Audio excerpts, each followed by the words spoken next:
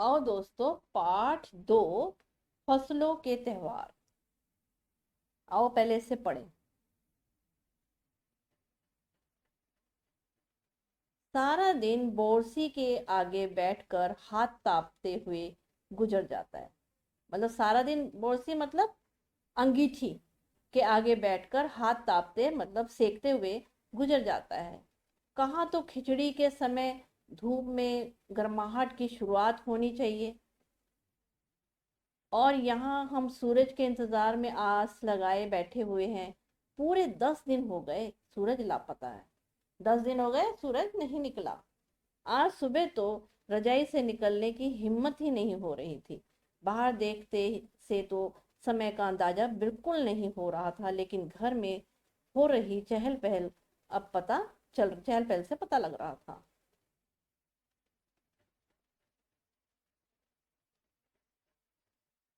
रह रहकर कानों में कभी चापाकल।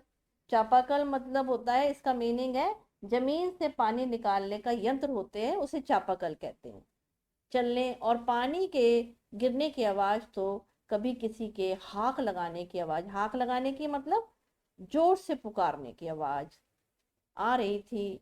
जा भाग के देख, कैरा के पत्ता आयल की नहीं ना। आज आज ई लोग के उठे के नईके का बोल, जल्दी तैयार हो खस, अब तो उठने में ही भलाई है। इतनी आवाजें पड़ रही है तो कह रहे क्या है, अब तो उठने में ही भलाई है। नहा धोकर हम सभी एक कमरे में इकट्ठा हुए। दादा और चाचा ने क्या सफेद चकाचक मार लगी धोती और कुर्ता पहना हुआ है। खिचड़ी में ऐसन ढाट हम पहले कब हो ना देखे नहीं, सारा दे कनकना देता। पापा ने कहा शायद आज धोती में उन्हें ठंड कुछ ज्यादा लग रही है।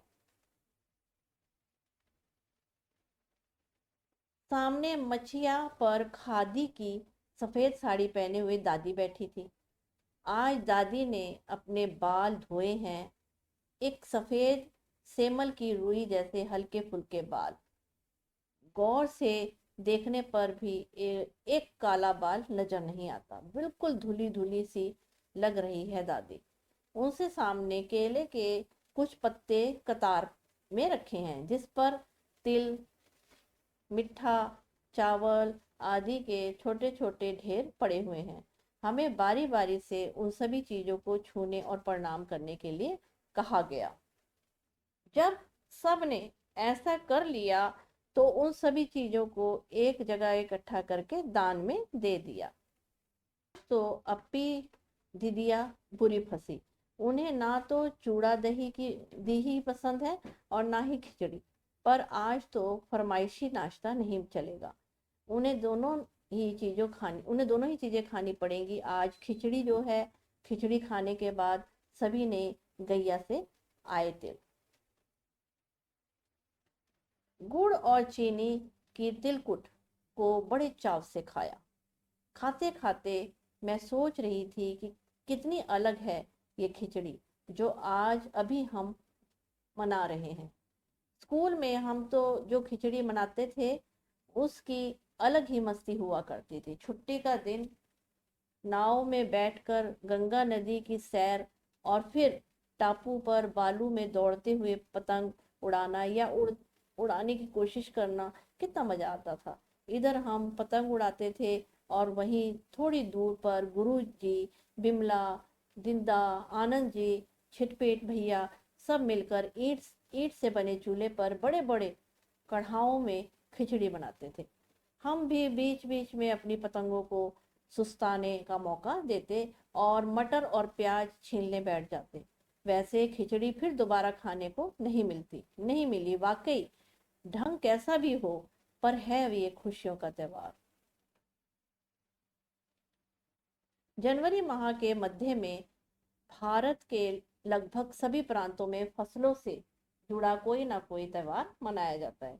कोई फसलों के त्योहार हो जाने पर खुशी बांटता है, तो कोई लोग इस उम्मीद में खुश होते हैं कि अब पाला कम होगा, सूरज की गर्मी बढ़ने से खेतों में खड़ी फसल तेजी से बढ़ेगी। सभी प्रांतों और इलाकों का अपना रंग और अपना ढंग नजर आता है। इस दिन सब लोग अच्छी पैदावार की उम्मीद और फसलों के घर में आने की खुशी का इजहार करते हैं। उत्तर प्रदेश, बिहार, मध्य प्रदेश में मकर संक्रांति या तिल संक्रांत, असम में बिहू, केरल ओणम और तमिलनाडु में पोंगल, पंजाब में लोहड़ी, झारखंड में सरहुल, गुजरात में पतंग का पर्व सभी खेती और फसलों से जुड़े त्योहार हैं। इन्हीं जनवरी से मध्य अप्रैल तक अलग अलग समय मनाया जाता है। झारखंड में सरहुल बड़े जोर खरोश के साथ मनाया जाता है। 4 दिनों तक इसका जश्न चलता रहता है। अलग अलग जनजातियां इसे अलग अलग समय पर मनाती हैं। संथाल लोग फरवरी मार्च में तो औराव लोग इसे मार्च अप्रैल में मनाते हैं। आदिवासी आमतौर पर प्रकृति की पूजा करते हैं। सरहुल के दिन विशेष रूप से साल के पेड़ की पूजा की जाती है। यही समय है जब साल के पेड़ों में फूल आने लगते हैं और मौसम बहुत ही खुशनुमा हो जाता है। स्त्री पुरुष दोनों ही ढोल मजीरे लेकर रात भर नाचते गाते हैं। चारों ओर फैली हुई छोटी छोटी घाटियां, लंबे लंबे साल के वृक्षों का जंगल और वहीं आसपास बसे छोटे छोटे गांव लिपे पुते करीने से बुहारे और सजाए गए। अपने घरों के सामने लोग एक पंक्ति में कमर में बाहें डालकर नृत्य करते हैं। अगले दिन वे नृत्य करते हुए घर घर जाते हैं और फूलों के पौधे लगाते हैं। घर घर से चंदा मांगने की प्रथा है। पर चंदे में मालूम है क्या मांगते हैं? मुर्गा, चावल और मिश्री। फिर चलता है खाने पीने और खेलने का दौर। तीसरे दिन जाकर पूजा होती है, जिसके बाद लोग अपने कानों में सरई का फूल पहनते हैं। इसी दिन से बसंत पंचमी की शुरुआत मानी जाती है। धान की भी पूजा होती है। पूजा किया हुआ आशीर्वादी धान अगली फसल में बोया जाता है।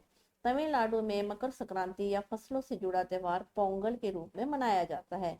इस दिन खरीफ की फसलें चावल, हरड़ आदि कटकर घरों में पहुंचती है। लोग नए धान कूट कर चावल निकालते हैं। हर घर में मिट्टी का नया मटका लाया जाता है, जिससे नए चावल, दूध और गुड़ डालकर उसे पकाने के लिए धूप में रख देते हैं। हल्दी शुभ मानी जाती है, इसलिए साबुत हल्दी को मटके के मुंह के चारों ओर बांध देते हैं। यह मटका दिन में 10.5-12 घंटे तक धूप में रखा जाता है। जैसे ही दूध में उबाल आता है और दूध चावल मटके से बाहर गिरने लगता है, पोंगला पोंगल, पोंगला पोंगल, खिचड़ी में तूफान आ गया के स्वर सुनाई देते हैं। दूसरी ओर गुजरात में पतंगों के बिना तो मकर संक्रांति का जश्न अधूरा ही माना जाता है। इसी दिन आसमान की ओर यदि नजर उठाएं तो शायद हर प्रकार के रंग बिरंगे पतंगे आकाश में लहराती हुई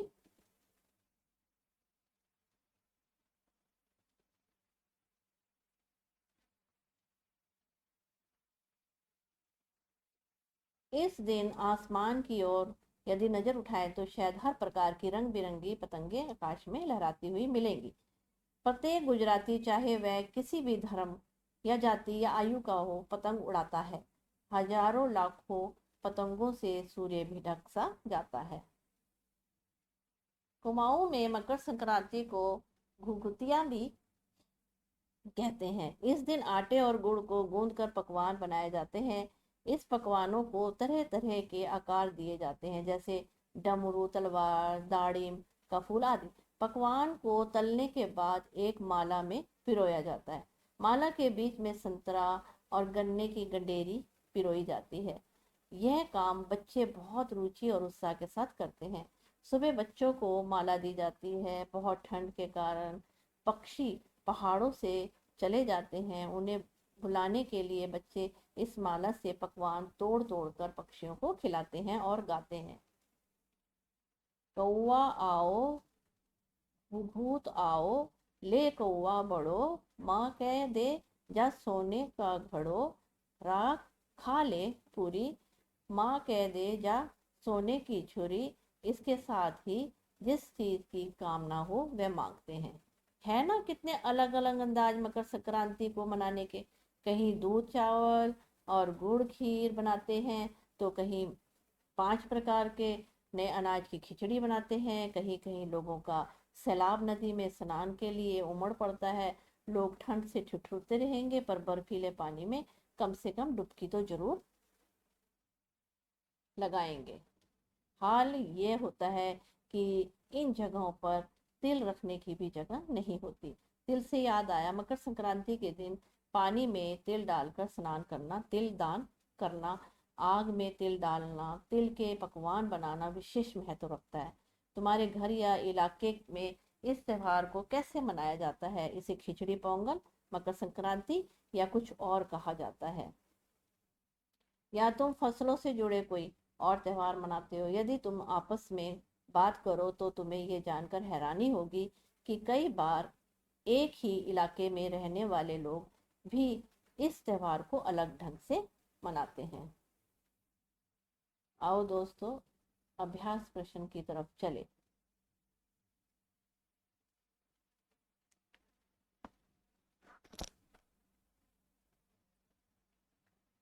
मौसम का अंदाज।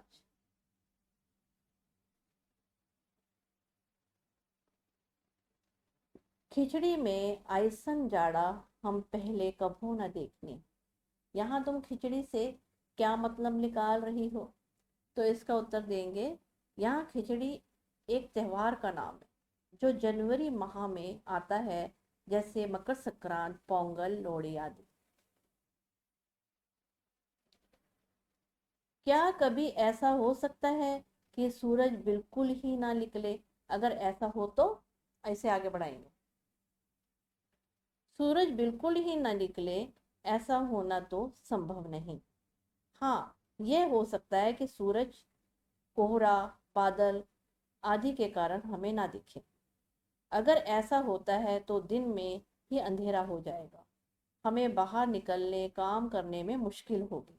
रोशनी के लिए दिन में भी लाइट जलानी पड़ेगी। सूरज से मिलने वाली गर्मी और शक्ति नहीं मिल पाएगी।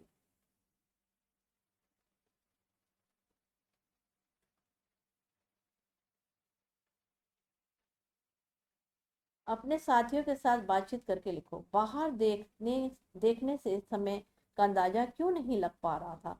जिसके पास घड़ी नहीं होती तो वे समय का अनुमान किस तरह से लगाते हैं? इसका उत्तर देंगे, बाहर देखने से समय का अंदाज नहीं हो रहा था क्योंकि अधिक ठंड के कारण चारों तरफ कोहरा फैला था। सर्दियों में कोहरे के कारण सूरज दिखाई नहीं देता। लोग सूरज की स्थिति से ही समय का अंदाजा लगा लेते हैं।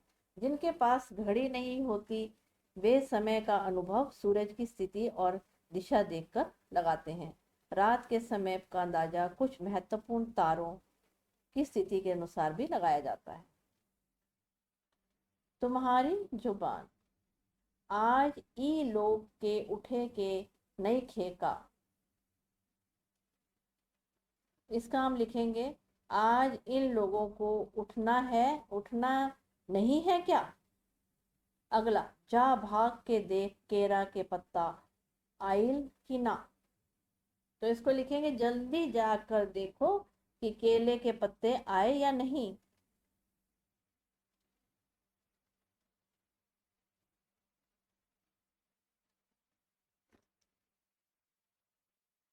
भारत तेरे रंग अनेक। विविधता हमारी देश की पहचान है। फसलों के त्योहार हमारे देश के विभिन्न रंग रूपों का एक उदाहरण है। नीचे विविधता के कुछ और उदाहरण दिए गए हैं। पांच पांच बच्चों का समूह एक एक उदाहरण ले और उस पर जानकारी इकट्ठी करें। जानकारी चित्र, फोटोग्राफ, कहानी, कविता, सामग्री के रूप में भी हो सकती है। इस समूह की जानकारी को कक्षा में प्रस्तुत करें।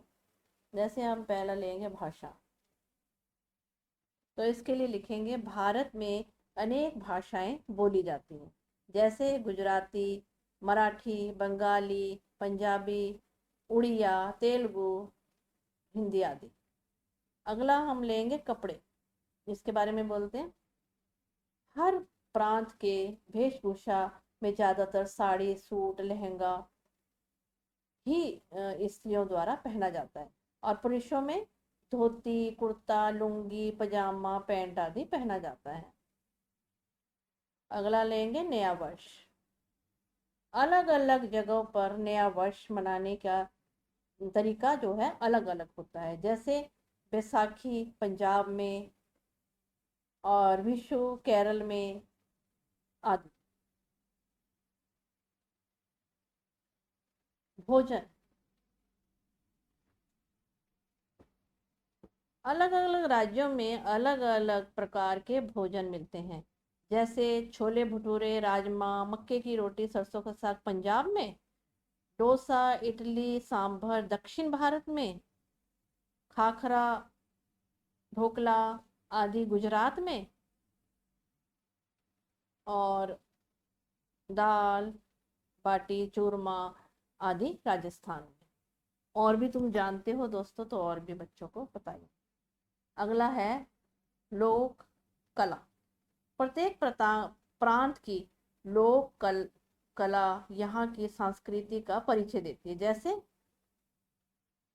चितर दक्षिण भारत में, तंजापुर तमिलनाडु में, बातचीत उड़ीसा में, पिछवाई तथा फड़ राजस्थान का आदि बारे में।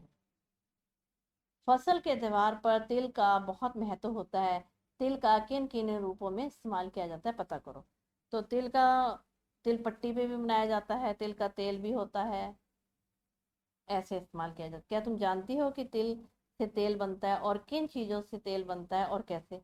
हो सके तो तेल की दुकान में जाकर पूछो। तो इसका उत्तर देंगे तिल का तेल बनता है, वैसे ही सरसों का तेल और आंवले का तेल और नारियल का तेल आदि बनते हैं।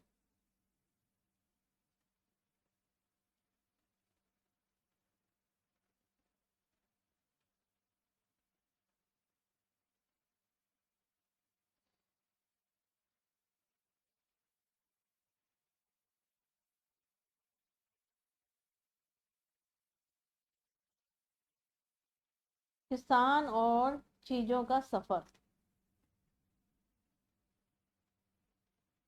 किसान और खेती बहुत से लोगों की जानी पहचानी दुनिया का हिस्सा नहीं है।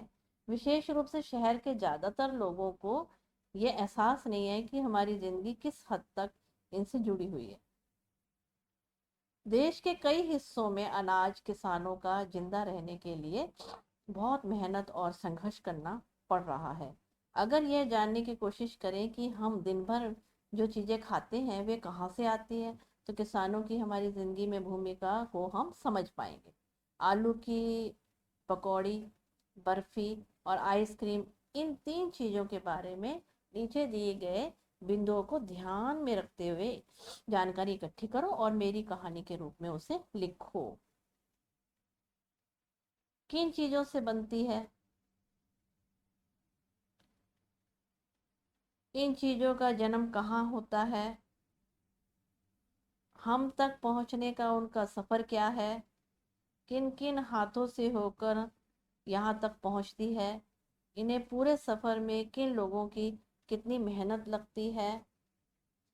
इन लोगों में से किसको कितना मुनाफा होता है? अगले वर्ष कक्षा 6 में सामाजिक एवं राजधानिक जीवन के बारे में पढ़ेंगे, तो ऊपर लिखे सफ़र में शामिल लोगों की दिनचर्या पता करने का मौका मिलेगा।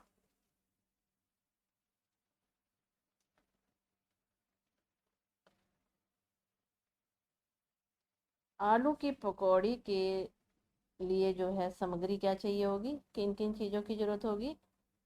आलू की, बेसन की, मसाले की, तेल की। और ये बर्फी के लिए किन चीज़ों की ज़रूरत होगी? खोया की, चीनी की, इलायची की। और आइसक्रीम के लिए किन चीज़ों की ज़रूरत होगी? दूध की, कस्टर्ड पाउडर की, चीनी की, क्रीम की। ऊपर लिखी सभी आवश्यक सामग्री खेतों में किसान के हाथों से जन्म लेती है। किसान इन्हें उगा कर अथवा पैदा करके मंडी तक ले जाता है। इसका आंसर देंगे किन चीज़ों से बनती है, कहाँ जन्म हुआ, इनका सफ़र क्या है। हम सफ़र में यह सामग्री किसान, मजदूर, पैकेट वाले, यातायात के साधन, बड़े व्यापारी, थोक विक्रेता तथा दुकानों से ही हमारे पास पहुंचती है। इस सफर में सबसे अधिक मेहनत किसान की ही करता है, लेकिन वह अधिक मुनाफा नहीं कमा पाता। लाभ या अधिकतर हिस्सा थोक विक्रेता, व्यापारी और दुकानदारी उठा लेते हैं। खास पकवान। गया शहर तिलकुट के लिए भी प्रसिद्ध है। हमारे देश में छोटी बड़ी ऐसी कई जगह हैं जो अपने खास पकवान के लिए मशहूर है। अपने परिवार के लोगों से पता करके उनके बारे में बताओ। तो इसका उत्तर देंगे, हमारे देश में कुछ प्रसिद्ध पकवानों के लिए मशहूर जगह निम्नलिखित है। मथुरा के पेड़े, पश्चिम बंगाल के रसगुल्ला, आगरा का पेठा और कंडा घाट की बेसन बर्फी। पिछले 2 वर्षों में तुमने काम वाले शब्दों के बारे में जाना। इन शब्दों को क्रिया भी कहते हैं, क्योंकि क्रिया का शब्द संबंध कोई काम करने से है। नीचे खिचड़ी बनाने की विधि दी गई है, इसमें बीच बीच में कुछ क्रियाएं छूट गई हैं, जिनका उचित क्रियाओं का प्रयोग करते करते हुए उसे पूरा करो। तो दोस्तों, ये अभ्यास अपने आप बच्चे करेंगे।